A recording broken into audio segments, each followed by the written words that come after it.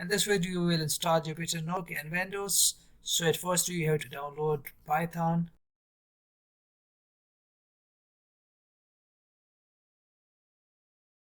Download is complete, so we will have to install Python. And you must have to select this option for path setting and then install now. Yes.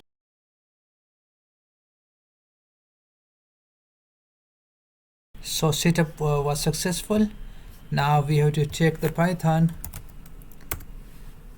Open command prompt. Now write Python version. So we can see that 3.11.3 version is installed. Now we have to install Jupyter. So pip install.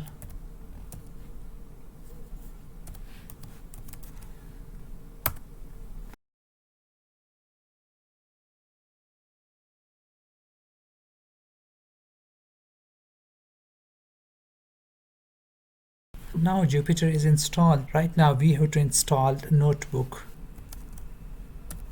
Install Notebook. So it's also installed. Right now we have to go to a folder, and here we have to open command prompt, and then we have to run Jupyter Notebook.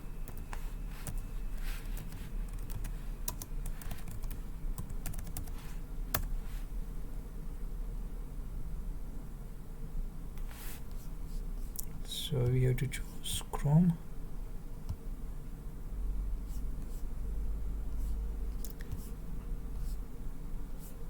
So we have to create a new. We can also rename example 1 and rename. We can type some code here like print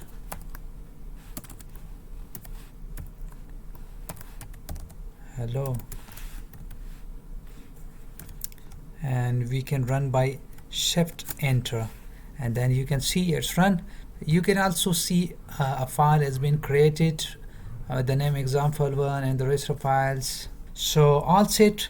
Jupyter Notebook is right now working on our Windows 11 PC. Thank you so much for watching this video. Have a nice day.